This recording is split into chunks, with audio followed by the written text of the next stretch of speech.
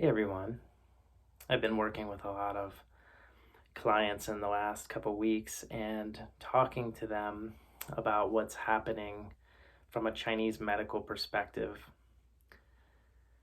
With this virus coming into our way of life and the opportunity that we have that's being shown to us through the virus. So I want to go through a little bit of thoughts about Chinese medicine and how it views this experience and the opportunity that can come out of it, and then a little bit of a meditation at the end to try to guide us into that place of growth and deeper experience and appreciation for what's happening. There's no question that this is a big deal, and I don't want to diminish it.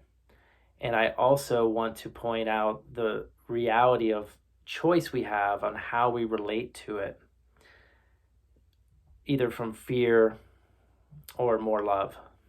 And we can be proactive and be taking all the measures to protect ourselves and our family, which most people are doing now. And we can release the fear and hold a different vibration. But part of it is actually getting into that experience a little bit and understanding what is being asked for humanity at this moment in time. So this is one of the most yin experiences we will probably, I don't know the future, but it's definitely the most yin experience that I've had or seen in the world, with all of us going into our house.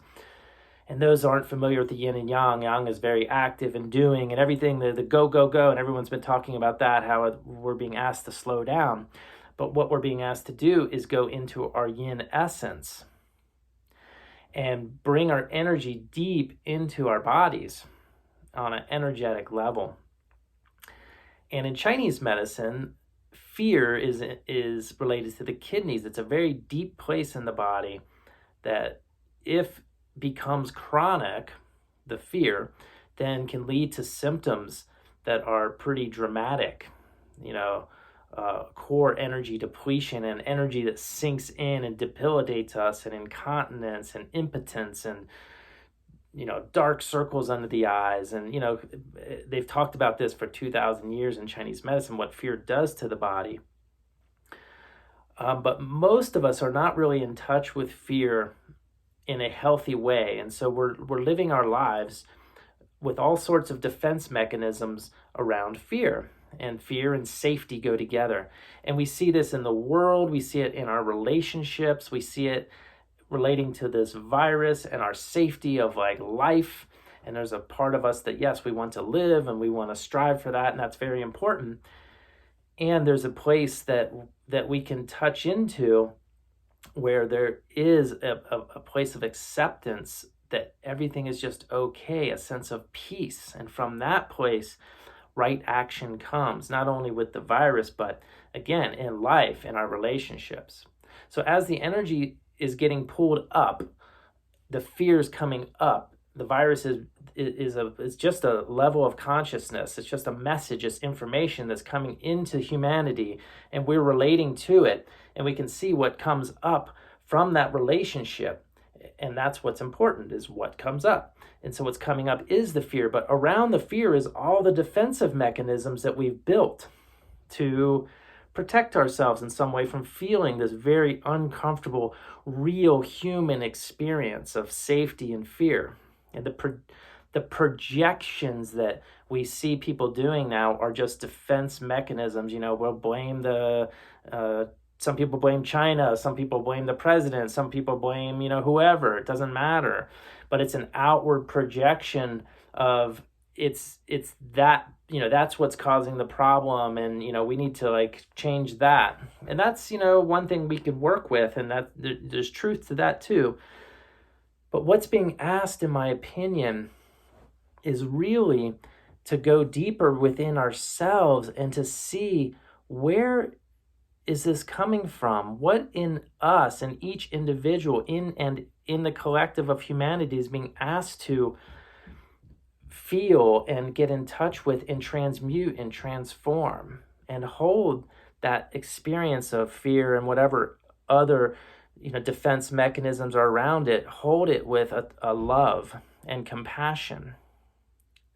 And I think that that's the work right now, that this virus or piece of consciousness is guiding us into, allowing us to experience. We're all in our houses. We can stay busy and keep on the Facebook and do all the stuff. But if we see on Facebook what's happening, it's a lot of, kind of spinning out and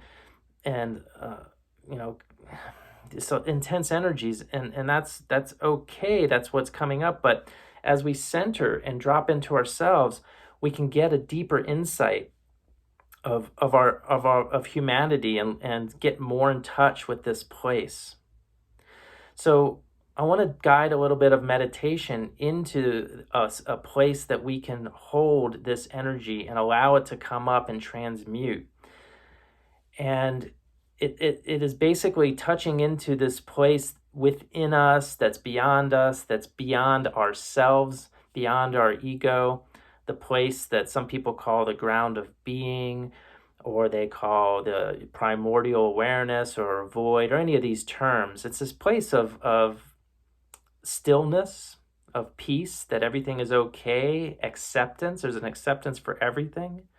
And in acceptance for everything is a type of love and compassion, even for the virus, for life, for our families, everything that's going on. If we drop into that place, there's not really any fear there, because there's an acceptance of love, right? And from that place, if we can get in touch with that a little bit, then we can hold the fear and all the stuff that comes up and see it more clearly and see our projections out in the world and know that that's just really coming from within us. So there's this place of stillness within us that I think is very valuable to touch into right now. And this is the most yin place in the body. It's the yin time that we're talking about. Stillness and peace is yin, and this quality of fabric of that is this love and acceptance. I just want to reiterate that. And so I'd like you to close your eyes if you desire and join me just in a little bit of exploration. And I'm going to make it fast just to save time here, but I would, if you desire, you can expand this process out on your own and see if you can go deeper into our essential nature of who we really are beyond this form, beyond our mind and ego. Like, who are we really is the question here. This is what we're being asked. And from that place, a whole different way of moving in the world can emerge that's more considerate and more kind and more compassionate, more connecting. So if we take some breaths and we start to breathe into our body and our chest, and we just allow whatever is happening to happen with our awareness on our bodies, on our breath. And from this place, we can start to feel a sense of okayness and stillness. And as our mind maybe thinks about something, we can gently just guide our awareness back into our physical form. And we can connect with this ground of being in multiple places through different lenses or chakras. We can connect through our mind's eye or our heart, and there's a certain vibration and experience that we will have. But we also can go to this place in Chinese medicine called the Dantian. And in the Dantian is about a few inches below our belly button and inside our bodies. And this place is the place of deep resource and deep, in a way, darkness. It's black. It's the deep void. And this place is very still and quiet compared to our mind's eye, which is very expansive when we connect to that ground of being and very opening. This place has a different vibration to it. And this is the place that we can tap into that also is a location that our bodies will hold fear. And this is the primary emotion that's coming up with the virus and being asked to transmute. So if we connect to this place first in ourselves of deep stillness and okayness, where there is this feeling of eternity, the feeling of timelessness, of okayness, then we can welcome the experience that also might be there, just gently allowing whatever needs to come up around fear or this virus to emerge and be held in this place of acceptance. And so one of the tricks that one of my teachers uses a lot in meditation, it's Adyashanti. I really enjoy this one piece of learning how to drop into this space. It is kind of tricky because if we use our mind too much and try to like create that, then it's like there's resistance.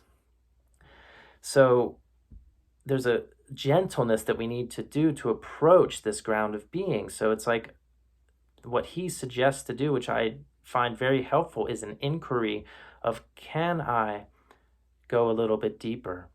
Can I feel more stillness here? Can I connect to my deeper nature a little more deeply? And it's just a light inquiry. So we use our awareness to guide us into this just question and then let go. The idea is actually to let go and have the process just take over and bring us into the stillness, but we still need some awareness to direct us into it.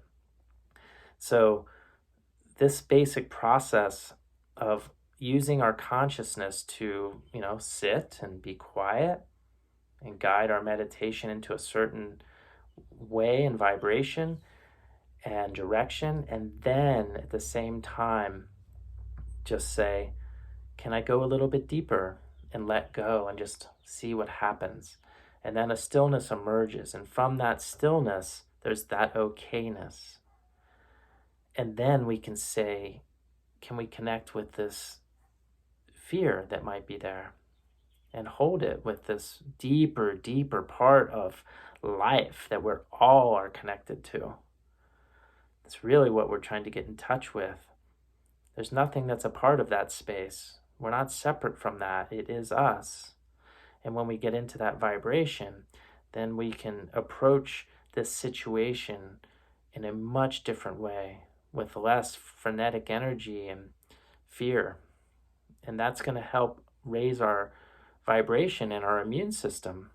Our immune system will be stronger if we are resonating in this place of okayness. Doesn't mean we're not going to get sick in life. That's a mistake. Everyone has their challenges, but it will help us. And if we do get sick, our orientation and relationship to it will be different. We won't be as in much fear. We'll be in a state of flow and okayness. And that's really what life is about, in my opinion. So if any of that resonates with you, please use it. Please feel free to expand on it. It's just a touch of an idea of kind of how I have been approaching this. It's, a lot of words for a very simple process that you can't really describe with words, and you just want to point at it in different ways so that everyone can kind of find their journey and orientation to connecting to something deeper within themselves that is beyond time. And so I welcome and invite all of you to do this on a daily basis, because this is what, in my opinion, is being asked for us right now in our houses. Many of us alone and isolated, just on computers trying to connect, and that's great. And let's connect to ourselves more. Let's use the opportunity to deepen our connection to ourself. And ourself is not just the Jason right here, but the deeper big self of like the ocean of life. All right. Have a beautiful day.